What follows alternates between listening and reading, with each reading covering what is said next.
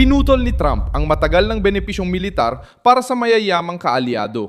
At ngayong Miyerkules, ika-27 ng Mayo, 2026 lumitaw ang resulta sa pinakamaselang bahagi ng pandaigdigang seguridad. Bumalik sa usapan ang lumang arsenal nuklear habang pinalalakas ng Pransya at Reino Unido ang kooperasyong nuklear nila.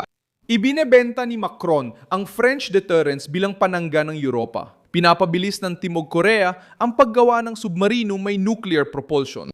Muling nire-review ng Canada ang pagdepende nila sa F-35. Nagmadali ang Alemanya para mapabilis ang pagbili ng militar na kagamitan. Nararamdaman ng OTAN na ayaw na ng Washington na siya lang ang magdepensa sa mga bansang matagal nang nagrereklamo laban sa Estados Unidos habang umaasa sa proteksyon ng Amerika bilang libreng seguro. Mas simple at awkward para sa kanilang realidad. Pinilit ni Trump ang mga kaalyado na sagutin ang sariling gastos. Kaya ngayon, nagmamadali ang mga gobyerno maghanap ng pondo. Submarino, bala, mabigat na industriya at nuclear deterrence dahil alam nilang hindi sapat ang magagandang salita para ipagtanggol ang hangganan. Ano ang matagal nilang itinago? Bakit lang sila nagmadaling kumuha ng armas nang pinutol ni Trump ang suporta? Paano ginawang pampublikong pag-amin ni Trump ang paniningil? Ikukwento ko lahat yan sa'yo. Kung gusto mo ng ganitong klaseng diretsyong nilalaman na walang paligoy-ligoy, mag-subscribe ka na dahil araw-araw may ganitong video dito. Isang hakbang na itinuturing malaking pagbabago para sa kontinente. Inilalagay ng Pransya ang sarili bilang bahagyang alternatibo sa payong pansiguridad ng Amerika dahil alam nilang natatapos na ang panahon ng komportableng pagdepende. Si Macron ay nagsasalita tungkol sa advanced deterrence, mga Rafale fighter jet, mga base ng kaalyado at koordinasyon sa iba pang puwersang Europeo. Magarbo ang talumpati, ngunit aminado.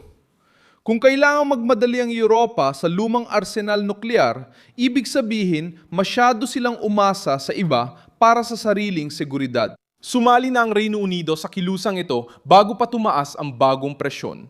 Noong Hulyo 2025, inanunsyo ng mga Pranses at Briton ang deklarasyon ng Northwood para palawakin ang kooperasyon sa pagitan ng kanilang mga arsenal nuklear. Pinananatili ang pambansang desisyon pero kinukoordina ang pulisya, kakayahan at operasyon. Dito pumapasok si Trump at binabaliktad ang sitwasyon. Sa loob ng maraming taon, iginiit niya na ang mga kaalyado ng NATO ay dapat gumastos pa, hindi masyadong umasa sa Estados Unidos, at tigilan ang pag-aakalang parang pensyon habang buhay ang depensya ng Amerika. Tinawag ito ng media na laban kay Trump bilang banta, kayabangan at isolasyon. Ngayon, habang nagmamadali ang mga kaalyado na dagdagan ng gastos, talakayin ng sandatang nuclear, bumili ng jet fighter at magbukas ng pabrika, malinaw na gumana ang presyon. Hindi nila tinatalo si Trump. Sumusunod sila sa realidad na inilatag ni Trump sa mesa. Pinatibay ng Timog Korea ang pagbasa na ito sa kabilang panig ng mundo. Inihayag ng pamahalaan ng Timog Korea ang plano para gumawa ng mga submarinong pinapagana ng enerhiya nuklear at target na mailagay sa operasyon ang una sa kalagitnaan ng dekada 2030. Iniulat ng Axios nitong Miyerkules na nais ng Seoul gamitin ang teknolohiyang ito para palakasin ang depensa sa gitna ng tensyon sa Hilagang Korea matapos aprubahan ng Amerika noong Nobyembre. Tinawag ni Jaji ang programa na simbolo ng sariling depensa. Hindi basta lumitaw ang pahayag na ito. Ang Timog Korea ay nahaharap sa banta mula Hilagang Korea, pressure ng China, tunggalian sa teknolohiya at panganib ng digmaan sa rehiyon. Kahit matagal ng kaalyado ng Washington, alam ng Seoul na ang isang mayaman, industrialisado at maunlad na bansa ay hindi maaaring umasa habang buhay sa sundalong Amerikano, sa Amerikanong nagbabayad ng buwis at sa hukbong dagat ng Amerika. Lagi niyang sinasabi na dapat magbayad ng mas malaki ang mayayamang kaalyado para sa sarili nilang proteksyon. Nang magdesisyon ang Timog Korea na bumuo ng mga submarinong nuklear gamit ang sarili nitong industriya ng paggawa ng barko at baseng teknolohikal, sinusunod nila ang doktrinang Trump, mas kaunting salita, mas maraming pananagutan. Nakuha rin ng Canada ang mensahe.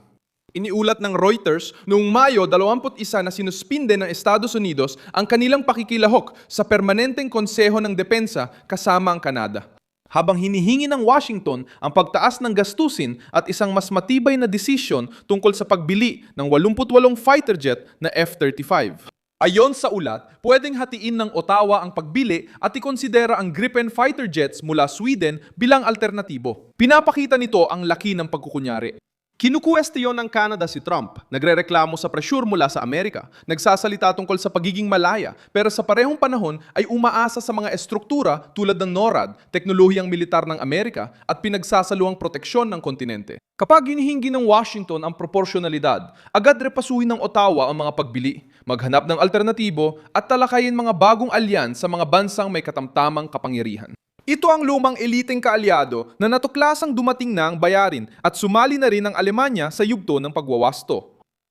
Reforma ng Berlin ang ahensya sa pagbili ng militar para mapabilis ang pamumuhunan, palawakin ang inobasyon, pabutihin ang mga proyekto kasama ang mga kasosyong Europeo at bigyang halaga ang teknolohiya gaya ng drone. Iniunat ng Reuters noong Mayo, 20 na bahagi ito ng mas malawak na pagsisikap na buing muli ang sandatahang lakas ng Alemanya matapos ang mga taong kakulangan sa pamumuhunan. Mahalaga ito dahil ang Alemanya, pinakamalaking ekonomiya sa Europa, ay ilang taon ding hindi nakaabot sa inaasang antas ng responsibilidad militar. Habang Estados Unidos ang pangunahing taga-suporta ng seguridad ng Europa, abala ang Berlin sa proseso, burokrasya, murang enerhiya at kalakalan. Ngayon, dapat itong pabilisin ang pagbili, ayusin ang mga estruktura at tumugon sa bagong kapaligiran ng seguridad. Nakikisabay din ang industriyang militar sa Europa sa pagbabagong ito. Ang KNDS, isang grupong Franco-Aleman sa depensa, ay nag-ulat ng malakas na paglago ng kita at ng listahan ng mga order sa 2025 na may planong ilista sa stock market sa bandang huli noong 2021. Naitala ng Reuters na tumaas ang demand ng Europa para sa mabibigat na armas kasabay ng pagtaas ng gastusin sa depensa. Ipinapakita ng kilos na ito na ngayon ay gumagastos na ang Europa, hindi na puro salita lang. Muling naging sentro ng desisyon ang mga tangke, bala, artilyerya, drone, mga sistemang pangkomando at depensang panghimpapawid. Ang pag-uusap tungkol sa demokratikong halaga ay hindi nakapagbabantay ng hangganan, hindi nakapoprotekta ng base militar, hindi nakahaharang ng mga misil at hindi nakapapalit sa produksyong industrial. Pinilit ni Trump ang mga kaalyado na makita ang mundo kung ano ito, hindi ayon sa gusto ng mga burokrata. Pinalalakas ng India ang isa pang punto ng pagbabagong ito. Umusad na ang New Delhi sa pagbili ng 114 fighter jets mula Pransya sa kasunduang tinatayang nagkakahalaga ng dolyar, 39 bilyon ayon sa publikasyong dalubhasa sa aviation. Tinututukan ng operasyon ng modernisasyon ng Indian Air Force at pagpapalawak ng lokal na produksyon, hindi lang ito basta pagbili ng kagamitang militar. Palatandaan ito na gustong mag-diversify ng malalaking bansa ng supplier, gawing lokal ang produksyon at bawasan ang kahinaan. Para sa India, ito ay estratehikong autonomya.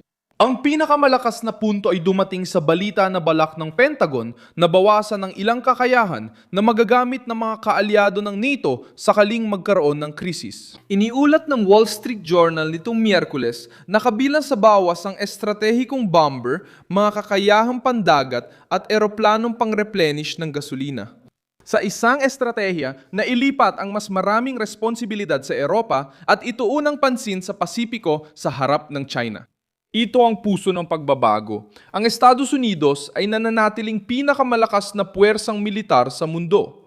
Ayaw na ni Trump na ang Washington ang magbigay, magbayad at magprotekta ng lahat, tapos kontrabida pa sa mga kaalyadong hindi tumutupad sa kanilang bahagi. Lumabas si punong ministro ng Dinamarca, Matt Frederiksen, sa bagong yugto at sinabi na ang lumang mundo ay naglaho o mabilis nagbago at malamang hindi na babalik tulad dati. Sa Science po noong Enero, 2026 nagsalita siya tungkol sa panahong ito sa Europa at sa pangangailangang mag-angkop sa bagong kaayusan.